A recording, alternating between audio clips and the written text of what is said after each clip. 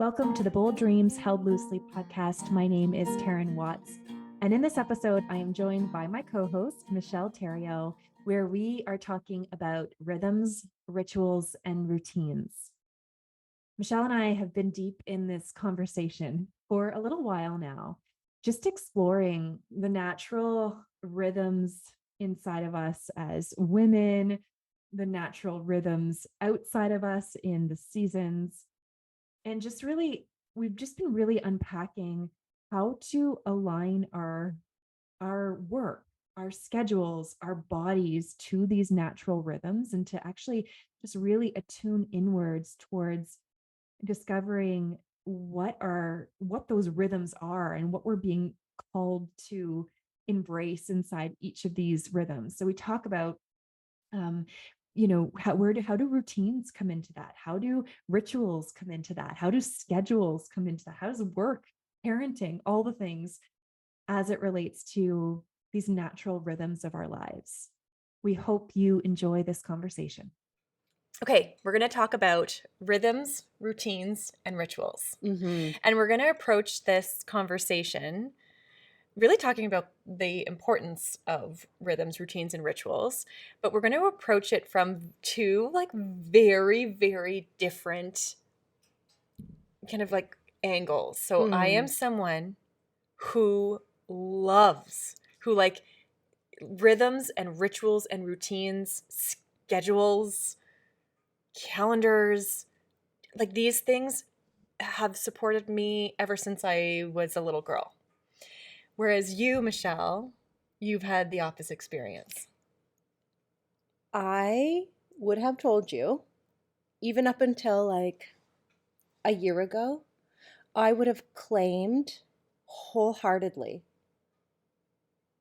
that schedules and routines restricted me, and my authentic self wanted nothing to do with them. Mm-hmm. And I was going to live an empowered life, carving out a life that had none of it, no schedule, nothing to hold me back, no timelines, no patterns. I was just going to live in the ever-changing flow. And I wholeheartedly believe that that was what my heart wanted. Mm-hmm. Yeah. That's the perspective I've come from. Okay, so that certainty you had, Yeah. wholeheartedly believing that's what your heart wanted. Like, when did that stop working for you?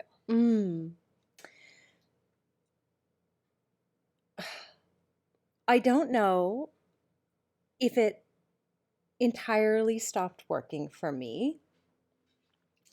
I started to get curious about another possibility. What started to change was, okay, no, I have to back up. I'm still a lot like that. I still want a lot of freedom, a lot of possibility in parts of my life. But I always thought about schedules and routines as holding me to something or pinning me down. And anytime I had the real life experience of trying to follow through on a routine or a schedule, whatever was holding me down didn't feel good. Mm. And so I equated routines and schedules with trying to force important things into my life that didn't actually feel good. Force important things into my life that didn't actually feel good. I did air quotes on important for anyone who's just listening. And what has made me turn a corner into the curiosity of it is realizing, and this could be the most obvious thing in the entire world, and I'm probably going to say this and you're going to go, oh, yeah, of course, this is the point. But it felt mind-blowing that, wait a minute, I can secure something that is actually important to me and actually feels good into my life through a routine or a rhythm. And I actually don't have to put in the things that don't feel good, but I thought I should put in. I only am going to play around with putting those things in that every time I touch that time or that thing in my day, every part of me is like, oh yes, this is what I want. And playing with that and trying that, is opening this. I feel like I understand you for the first time in my life. I'm like, oh, this is what she meant. It feels so good. So, yes. Okay, so that resistance. So this is fascinating because it's something that I can't even relate to. You know, routines Mm. and rituals have been like the cornerstone of my well-being. Mm. They are the cornerstone of my mental health. Mm-hmm. Something I crave at certain parts. Like I think about the rhythm of my day and the rituals I've put in the rhythm of my day, because it's like I have these like peak energy points in my day, and I know when like my rhythm is starting to dip. I know what I need to put in there to re-energize it and bring it back up. It's like it's like so clear. Yeah. How did you know? Okay, so what now I understand and I Yeah. can hear in what you're saying. You have really aligned things and practices and timelines to your rhythms and your Yes. schedules. That I think that was different for me. Mm-hmm. How this might be a silly question, but like how did you get the right things in your schedule from the get-go? Like how did you make aligned choices about what your schedule should be? Okay, that's a great question. So I think it's changed as the different seasons of my life changed. Um, I remember like pre-babies, pre-children, my entire Sunday was a ritual. My entire Sunday was a ritual to get myself back into the ready to go back to the corporate world and for another week.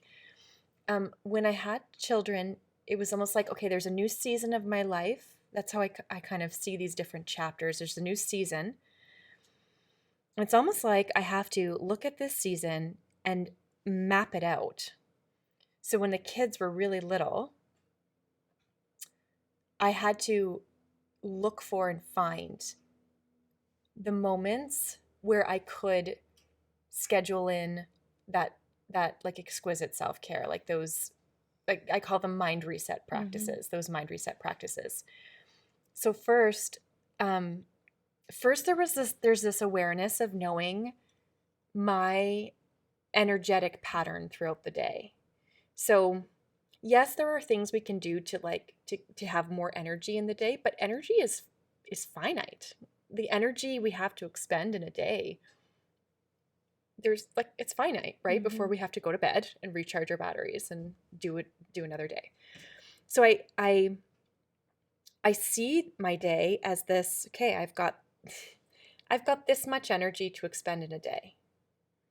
And my commitment to myself, and it actually probably became stronger as I became a mother, because now I'm also committing to my children. My commitment is to show up for as many minutes of the day as I can, coming from a place of alignment, coming from a place of my most authentic self.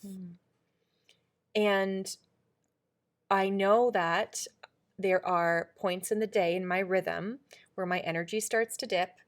I'm getting hungry or tired or irritated, and I need a reset.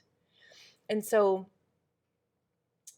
I have these 3 reset points throughout my day. And that's remained like fairly consistent over the last decade since I became a mom. I've got these 3 points, and it's almost like I've plugged these in proactively. So it's less reactive. Like it's not a reactive reset, which I do need those sometimes, but it's more of a proactive reset. And so what I mean by that is that my mornings, and I know not everybody's a morning person. So, but I am. Something starts to happen to my brain at 3 p.m. I start, you guys know this, I start to melt. Yeah. It's just something stops working properly. Yeah. And I'm in bed by 8. So it's just, it's just not, there's no space in the evening. But in the morning, having an hour to myself in the morning Right now, what that looks like is my alarm goes off an hour before the kids. So 5:30 a.m. every day, sometimes even on weekends if I'm like really craving that. And I get my coffee, sit in my couch with my blanket and my journal and my puppy, and I journal and I check in with myself and I check in with how am I feeling, what's going on inside of me, what am I sifting through, connect to my vision, connect to my next best steps.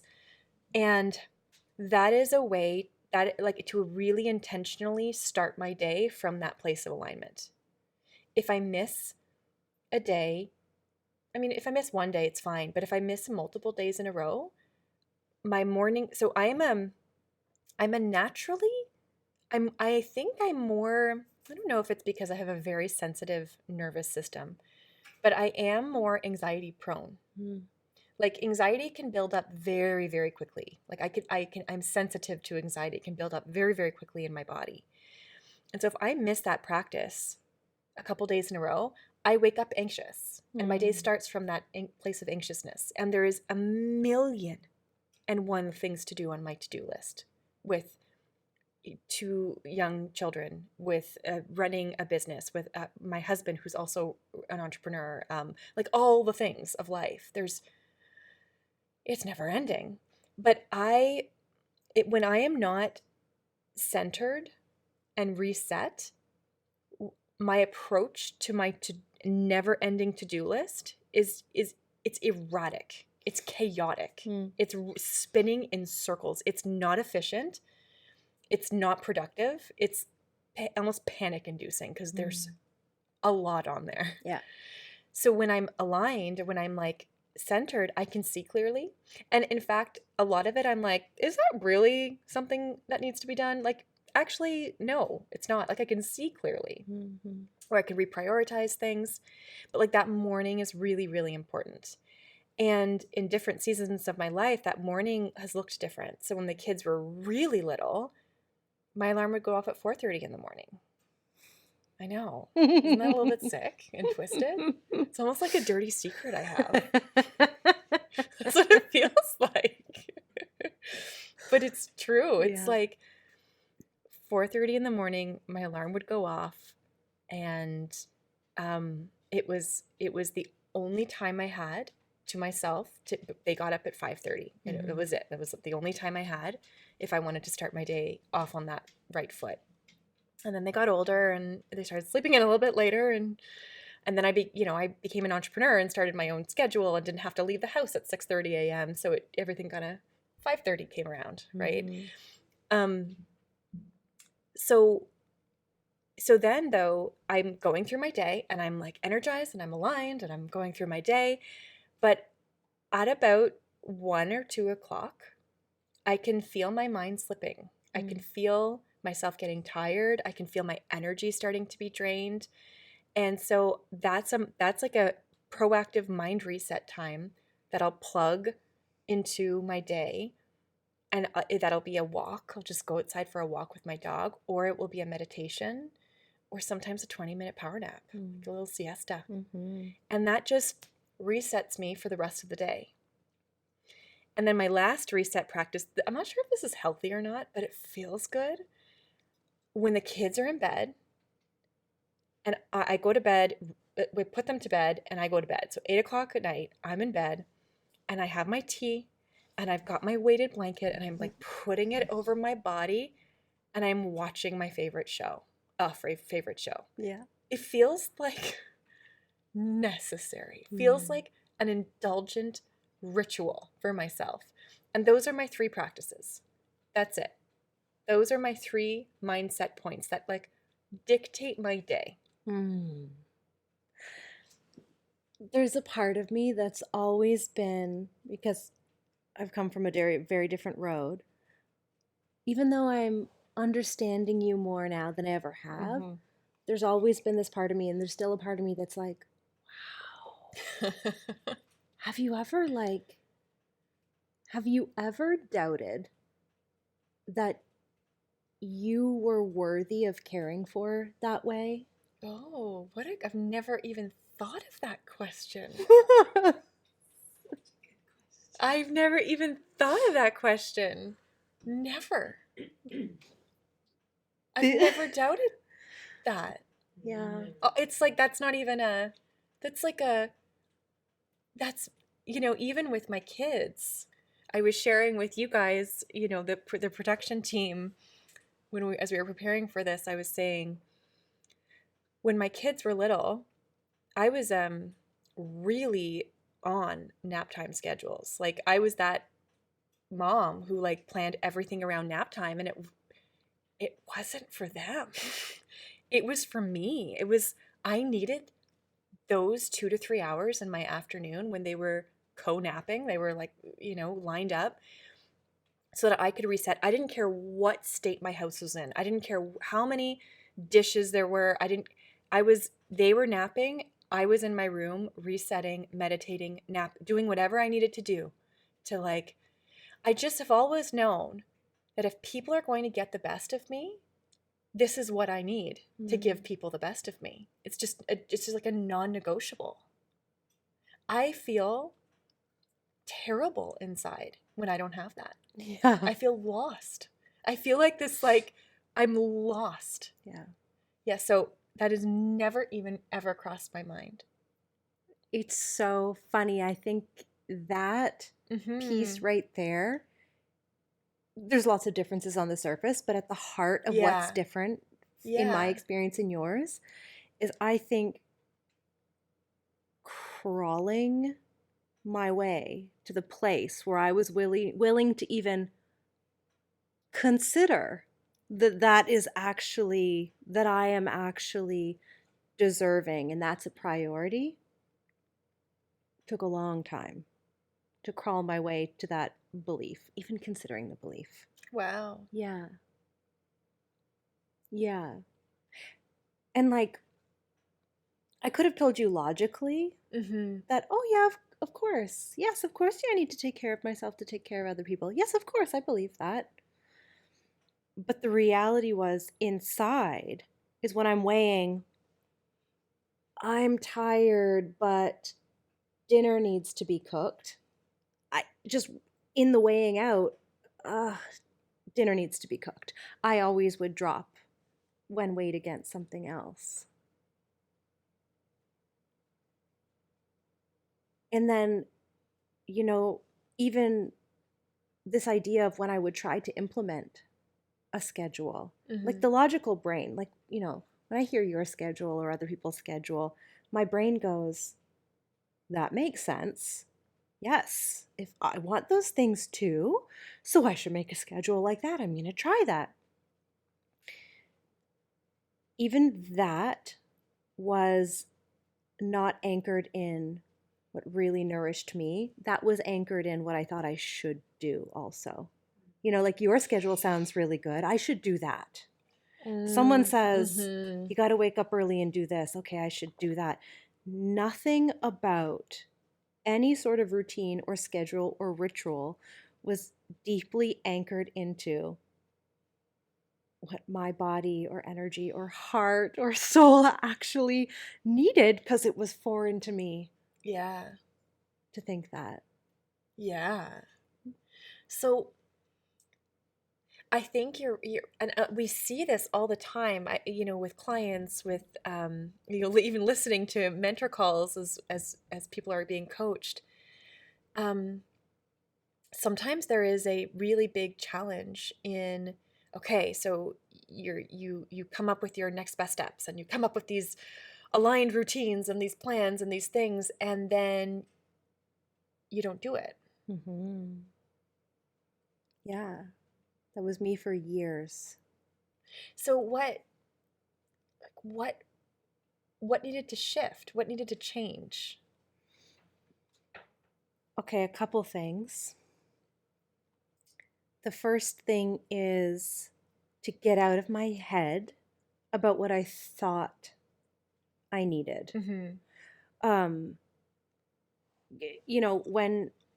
When I can hear what works so well for you, it makes so much sense to me. But there are subtle little differences between me and you. So your exact schedule or plan or the way you look at Mhm. it won't work perfectly for me. So I kept, but my mind was like, yeah, that makes sense. That's smart. I don't know. I can't think of anything better. I'll do that. So getting out of my head and getting and exploring actually like like one piece at a time, first of all, not a whole schedule. Like what's one thing that might actually feel good enough that I would repeatedly do it. Mm. Forget about an entire schedule. Um, like bedtime.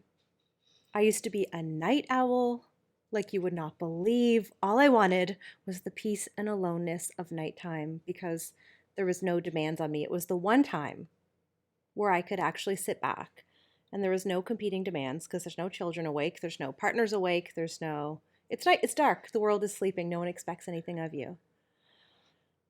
Um so I thought like I'm just a night owl. But now I have this beautiful bedroom and this comfy bed. And I've realized that I actually do crave rest. And I'm willing to make this like wild leap into trying out what happens if I actually give myself the rest I need, which felt like Well, a yeah. big stretch. That's like a really big stretch. What if my rest is actually more important than all the other work I have to do? I don't know, feels irresponsible, but let's try it. And there's this like wonderful, handsome man beside me in this bed who makes me feel so safe and so loved. And so it's like, okay, well, this feels really good. What if every night I get in here early and get to enjoy this? And it's like I try it and I try it some more. And every time I touch that moment, it feels good every time.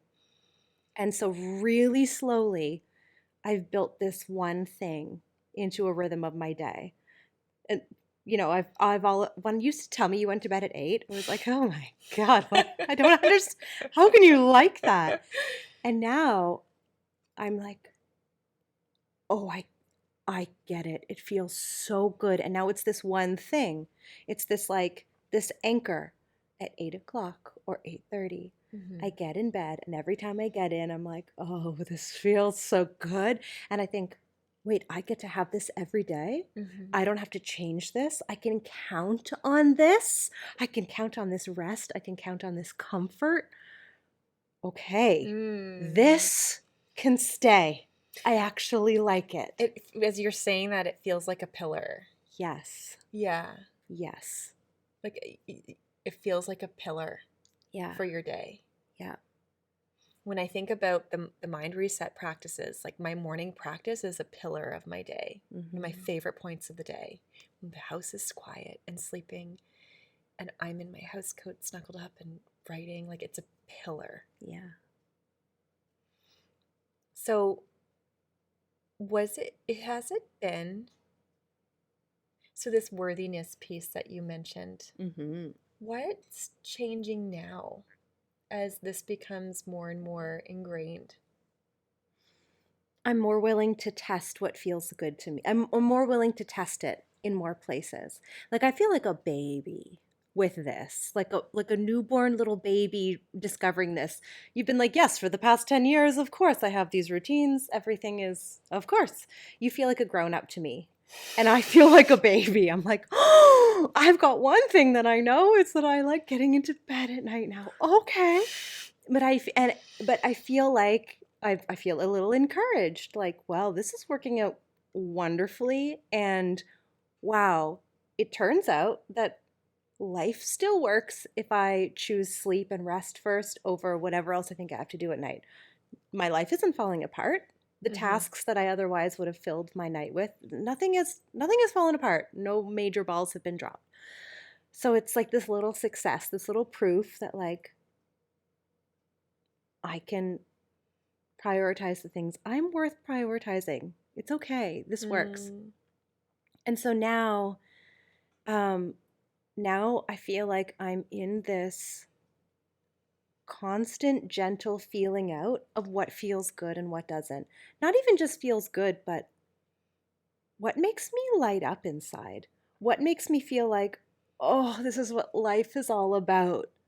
And those things, not the things I think I should do, but when I Mm. find the things like, oh, this is what life is about, then I play with, how can I make sure I always give that to myself now? Mhm.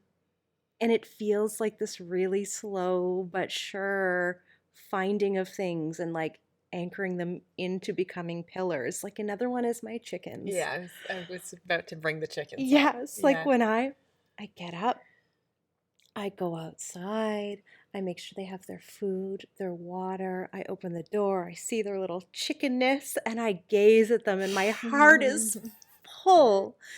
And it's like this chore that is not a chore. Like I chose those chickens. They make my heart happy. I love them. And I get to go do that every morning. Okay, that can be part of my Yeah. routine and my rhythm. A yes to that, and that stays. Mm. And so I feel like right now I'm still so in the exploration of what else am I worthy of having? I don't know. More things, I think, but I'm finding them one by one. Wow. Um, I just find it so fascinating, like this like root that we've been able to pull out of this conversation, this worthiness. Mm. Okay, so earlier you said you had such a resistance, and you said it was like my authentic self was like, no. So, okay, what was that? Was it your authentic self? Was it, what was that? Mm. My authentic self was accurately saying no Mm. to any routines and schedules that did not honor my true soul. But my authentic self was not actually saying no Yeah. to routines and rituals and rhythms. I just hadn't, my brain was in the way, and I was missing the piece about them actually being things to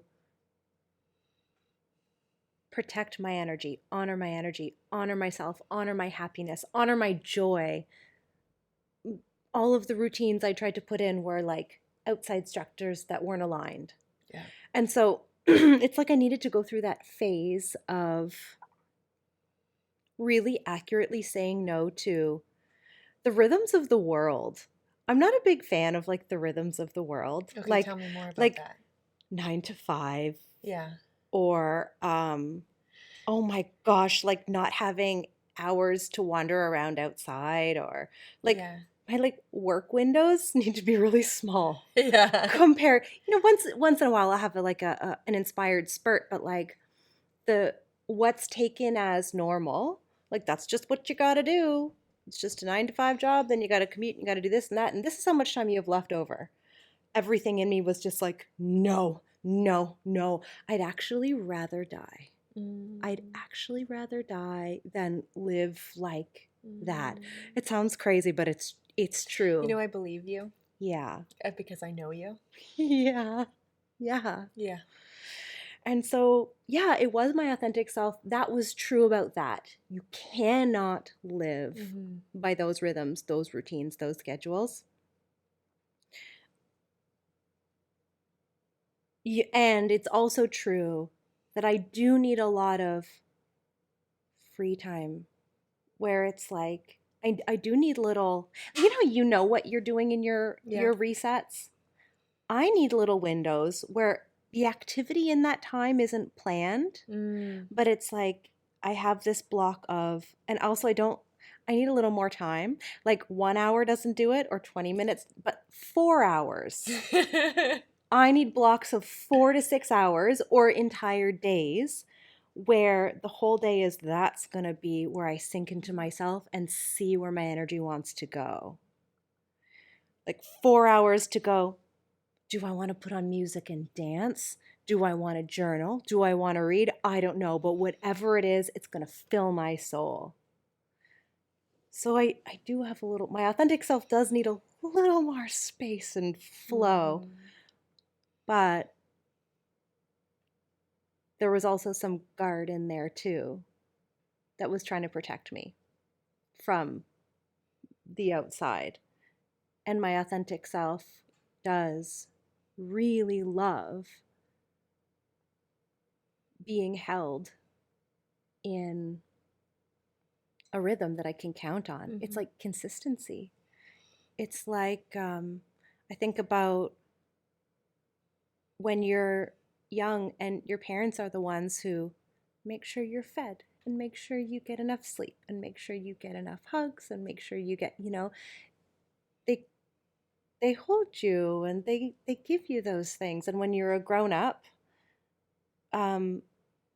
maybe not for you, but for me as a grown up, I sort of stopped. It wasn't natural to give myself those things. And so these rhythms and routines and rituals, I realize I can give myself deep nourishment, deep safety, deep comfort, deep love. Yeah. And it feels so good. Yeah, it is. You're right. It's the way that we love ourselves. It's the way that we can nourish our own selves. It's the way, I think that becoming a coach has rewired my mind to literally thirst and yearn for my soul's truth and knowing. Like, before becoming a coach, if something were to trigger me or something were to, activate an emotional response in me, like an outside situation, I think the first thing I would do was I would go seek like outside counsel or someone. I would want to go tell someone about it. And, it was like I was seeking answers outside of myself, like very lost in this like drama story of whatever was happening. Whereas now, like, developing the mind of a coach has made me just like, I know that the answers or the perspective I'm looking for or the clarity or even the comfort that I'm looking for, I know that does not live outside of me. And these mind reset practices connect me back to the place inside of me that feels so good. And, when, I've been talking about like these proactive measures that like I like thirst for throughout the day. But even when I'm like these reactive, like when something happens in my lived experience and I'm activated or I am, I'm triggered and the like the very first thing that my mind instantly goes to is I need to go be alone with myself. I need to go journal. I need to go meditate. I need to go reflect. I need to sift through, feel these emotions to get to my truth, to get to my, it's like it's like a thirst, like my soul is like, it's like it's quenched. It will not be quenched. It will not be until I have been with myself, until I've had that reset for myself. And it's like a non-negotiable. It's not even it's not an option. What helped you to, I'm just thinking about when people have the response of like, yes, but I don't have time.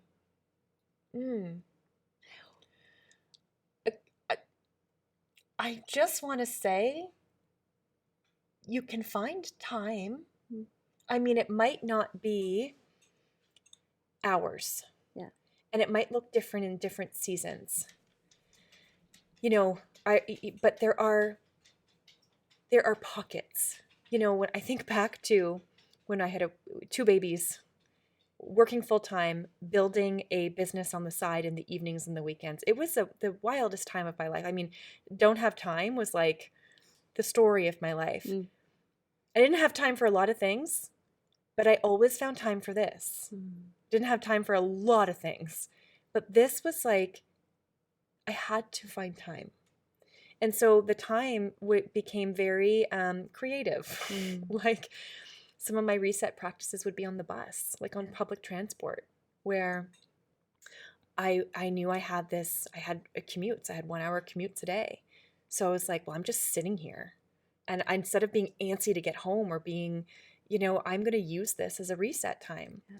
So I would put my headphones in with my meditation music and I would just go to another place and I would just like put my scarf up and everything wrap, just like almost like cocoon me in on the bus, and try to find a seat at the back and squished in and just nice and cozy and keep my head propped up just in case I fell asleep, which happened a lot. But that was my time. Yeah. I had to get really creative. Like 4:30 in the morning was my little window at that time. And then the bus, those were my little windows. Will you share what you did with some of your lunches when you were working for EDC? Yes. So there was two, during the day, when I was working full time in a corporate office, there were like those dips at around 1 or 2 o'clock where I just needed like 20 to 30 minutes. And on beautiful days, I would, we had a beautiful patio up top. I would go sit out there alone, like I needed alone. And on days where I needed a really good reset, we had an infirmary, like a sick room. And I would go to the infirmary and I would book a room out and I would lie on this little like plastic bed with like the medical sheet. Like the paper. The paper sheet. And I would turn the lights off and I would set my alarm for 20 minutes and I would meditate for 20 minutes. And that was my little reset. So it was like, you had to get pretty creative at some points. But I know that what is the most important thing is the energy that I'm bringing to the world. Like, my alignment is the most important thing in the entire world. For me, right? Without that, I am not the mom I want to be. I'm not the teacher, the coach, the mentor I want to be. I'm not the friend. I'm not the daughter. I'm not the sister. I'm not the wife. I am in my rebel mind. I'm in my guard. I'm showing up in all sorts of ways. I'm just contributing to the world's like, I'm just, so if that's my commitment to myself and to those I love and serve and to the world, this is like a non-negotiable. I don't have, right? Like I don't, going back to not enough time, it's like when you put it from that perspective, like there's a lot of things I don't have a lot of time for. Yeah. I don't have a lot of time to like hang out with friends right now. I don't have a lot of time for I don't do any extra, I have no hobbies. Yeah. I know, but for some people that is their mind reset. It's just not mine. Yeah. But this I will make time for because it's so important to me. It matters a whole lot. Yeah. The word that keeps popping in my mind as I'm hearing you talk is boundaries. Yeah. And and I think for multiple reasons. One is I know about you that you're able to create boundaries for a long time. And I'm realizing there's a connection here between boundaries and schedule. For a long time, I just wasn't great at boundaries. I wasn't great at saying no to people. I would even confuse. I even used to think I wanted to do something, but I would feel stress around it. But my brain thought I wanted to do something for someone else, so I would do it. Took some discernment. Real discernment in there to realize, wait, when I feel anxious and torn and not good and I'm doing it, maybe I actually don't want to do that thing. Anyway, I think also there's a connection between creating a schedule that deeply serves and nourishes you, or a ritual that deeply serves and nourishes you, and being able to say no to the other things that would knock on your door and ask you to give it up. Definitely. Yeah. There was, we need to protect our rituals, protect our boundaries, protect what serves us, like a lioness protects her cubs. Like there's no one else. The whole world is going to want to take. Yeah. No one else is going to protect that for us. So yeah, boundaries around that are wildly important. Did you ever meet any resistance? From others? Yeah. Or within? Oh, both. So no from within. I think that like we've established that. Yes. It's not, I got a lot of pain points in my life. I got a lot of growing edges. This clearly isn't one of them. Okay. From others, what's fascinating is that no. Mm. And sometimes I see some of the people I love the most in this world who struggle with boundaries. And I see how much, I have this one friend in particular who she's got the biggest heart in the whole world. And I see how other people flock to her and take and take and take. And she gives and gives and gives. And I'm always like looking and watching this happen and watching her energy just being vacuumed out of her. And I almost get like, I'm almost like I'm like angry. I'm like, everyone leave her alone. Like I want to patch up her boundary, but that's not my work to do. Yeah. But I see how when we have holes in our boundaries, when we're coming, like you said, when we're saying yes to things, when our body's like, no, when we have holes in our boundaries, it creates like holes for people who are going to be attracted to those holes to just come in and suck it out. Yeah. And so I think that this worthiness piece, I think it boils down, I think it's everything. Yeah. Yeah. And it strikes me, you feel no resistance from within. And I guess that kind of makes sense that, any doubt isn't being reflected from those around you. You are sure. There's nothing going to make you move. No. No mirrors there. The mirrors show Yeah. that, like, what's really in there. Yeah. And I think about, I've experienced so much resistance from within, and it's also been mirrored from the outside, right? There were times where my doubts inside of maybe right now what's not most important is that I go read a book. Maybe I should go be a really good mother and just go, And so the universe in those moments found people to reflect those words right to me. Well, you're a mom. Maybe what you should go, they're your children. You're responsible for them. Or yes, all sorts of things. And I do notice now, sometimes I get scared. It's this weird leftover echo. I get scared someone's going to come in and question what I'm doing or why I'm taking the time. And I almost start to prepare justifications. But it's actually, then I notice it doesn't happen. I'm like, wait a minute. No one's saying anything. Oh, it's fine. Okay. And I'm just starting to find the reality where, wait a minute, I can carve out this time for myself. It's okay. No one's actually mad at me. No one's questioning me. And it feels like, it feels very surprising and very wonderful. Yeah.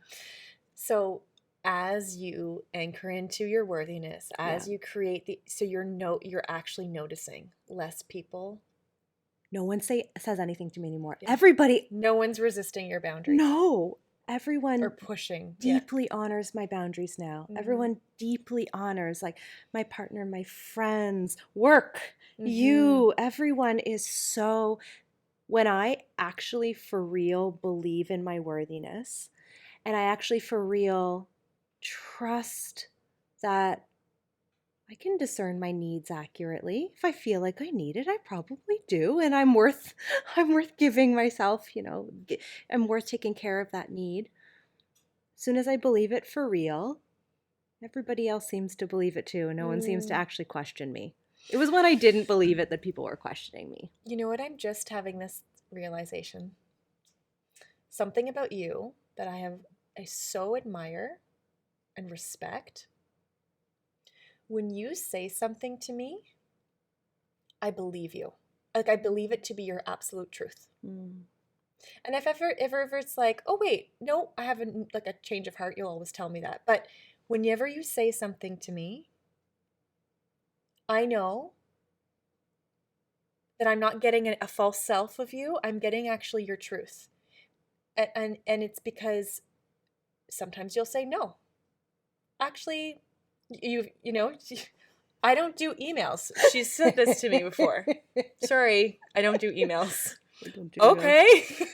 Okay, that is your, like, that was her truth. This is Yeah. how we communicate. We communicate on Voxers. Great.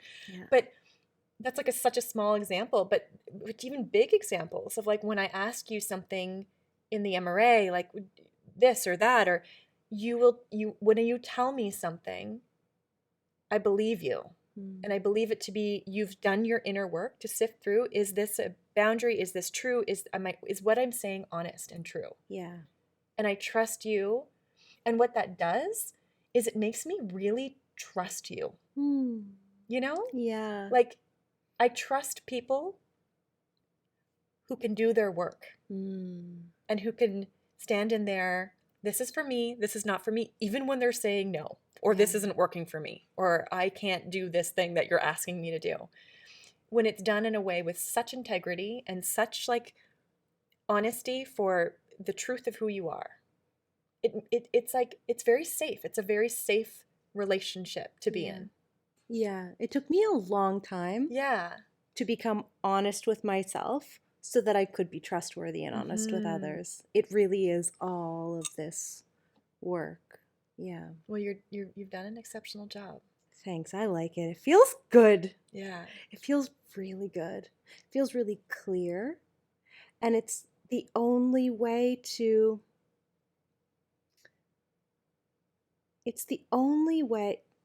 being honest with yourself is the only way to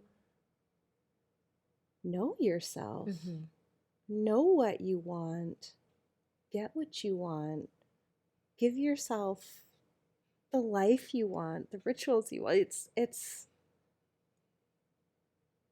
I can never turn back now. Yeah. Okay, I have a question. Yeah. What do you say to somebody who's listening who's like, what does that even mean? To be honest with yourself? Like, Yeah. I think I know what being honest with myself is. But, like, what do you say to somebody who's like, Yeah. Well, what I would say is, I think being honest with yourself is a journey that doesn't happen overnight. Yeah. I think it's a continuous.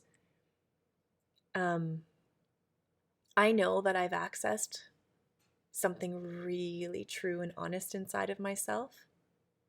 It's almost like sifting through the layers, like literally peeling back an onion and sifting through the layers of, like, all the stuff that's, like, here and in here, and it's like beyond the mind knowing, beyond it's even beyond the heart, and it's in, like, the soul. And for me, it's like, when I hit that part of me that's, like, the deepest knowing in the gut of my being, like the deepest, like,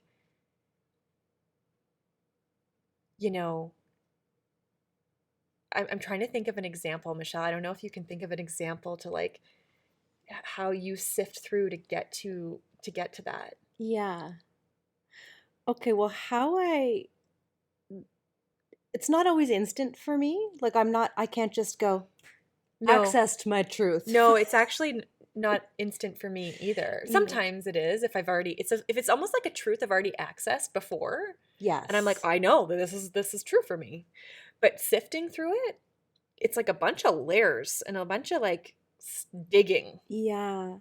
And I think we have a similarity here in how in the way we relate to our emotions about this. Like, for me, emotions have so much information, but Mm, not instantaneously. Like the second you feel a big yes. emotion, that's not when I have clarity. But if I fully allow the full emotional wave up or down, and when it's passed and I've allowed it all the way, there's this Mm, clarity at the end. yes. Yeah. I'm like, my knowing isn't high or low emotionally. It's not like a, like, it's not that. And Yeah. it's not like a, oh, it's actually beyond those waves. Like, I have to ride the emotional wave out. And it's like, when I get to my honesty, it's like peaceful. Yes. I wholeheartedly agree. And also, okay, how do you asked how do you know you're being honest with yourself? Like how do you know it is? So that's the process that Mm-hmm. helps me get there and I recognize it. And also, whatever that thing is, I find I believe in it so much that it's like I'll put everything on the line for it. I would never Mm. compromise. Like when I find a real truth, Hmm. I won't compromise it for anything, even if acting on it doesn't create a certain outcome. Like even if it feels risky or stretchy, if I'm like, but this is the truth, I find myself willing to go all in and kind of risk everything for it, regardless of the outcome, because the truth to me, what's really true to me, matters more than the outcome. It's like, this is true. I have to believe in it and anchor into it and make choices from it, come what may, or else what's the point Hmm. for Yeah. me? And like I'm hearing this like connector piece of that's a non-negotiable. Taryn said it so many times when she was talking about her routines and her rituals.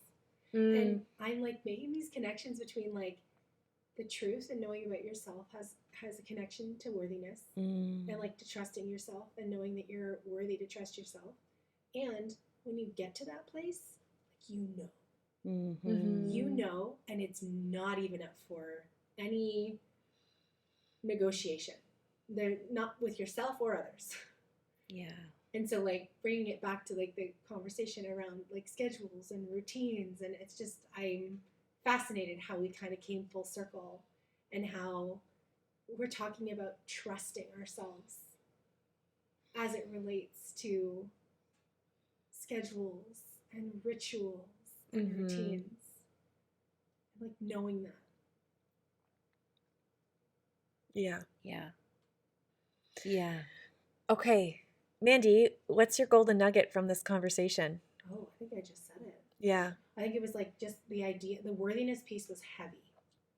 Yeah. Like I'm sitting back here and I imagine it might be for other people listening too, you know, really realizing that the routines that we make for ourselves can be a connector piece to whether or not we feel like we're worthy to have that kind of, you know, sacred structure in our life. Mhm. Yeah. And whenever I hear the way you talk about them, like Michelle, how, you know, your newfound like love of your routine, and Taryn, your long established love of your routine, it's like there's nothing that could shake the feeling of how good it makes you feel, how empowered it makes you feel, how Yeah. solid it makes you feel. Yeah. Whenever you don't say no to yourself. Yeah. Michelle, what's your golden nugget? Oh, what is my golden nugget? Mm.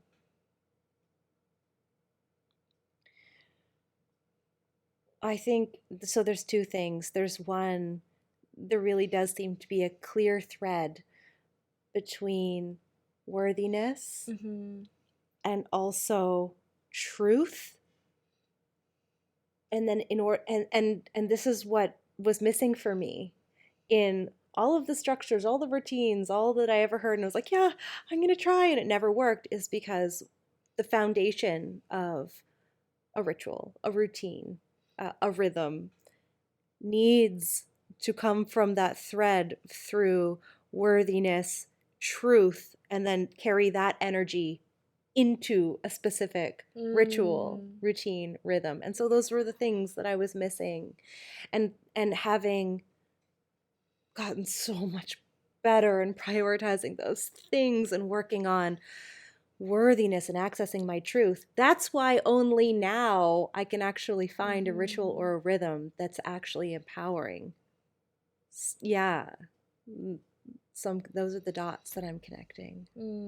And it makes me excited because, you know, I still have a lot of free floating empty space. Like, what else? What else could I put in there as a pillar that will make me go, oh, this feels so good? Yeah. What's yours? I'm having this awareness that, you know, when something's easy for you, you think it's easy for everyone. Mm-hmm. So first I'm having this awareness that, oh, okay, that, and I'm, you know, something you both asked me prior to us pressing record was, has it always been this way for you? Right. And some of my earliest memories are, I mean, I was 7 or 8 when I started this ritual, and I didn't know what I was doing. I'm not a religious, I never was a religious person, but every Sunday I would create an altar in my family room. There was a piano, and on the seat I would create an altar, and I would put like really precious things to me on the altar, and I would put this like one passage called Footprints in the Sand that was like on the you know, my mom had on the piano, and I would bring it down there and I would read it and I would pray, and I would do that for about an hour every Sunday. And again, never have been a religious person, but it was like that was my soul calling me home then. And my rituals, my mind reset practices are my soul calling me home. And what's becoming clear for me is that my soul was speaking to me even then. And I was able to hear those little, not for long periods of time, but the little whispers. And so that's just like, that's my awareness right now. That's what, that quenching, that like desire, like nothing can get in the way of these rituals, is because I hear a clear call from within me of my soul calling me home. Thank you so much for listening. For more information, you can visit our website at www.themindrebel.com or visit us on Instagram or Facebook at the_mind_rebel_academy. And these links can all be found in the show notes below. If you like this episode, we would be so grateful if you shared it with your fellow bold dreamers.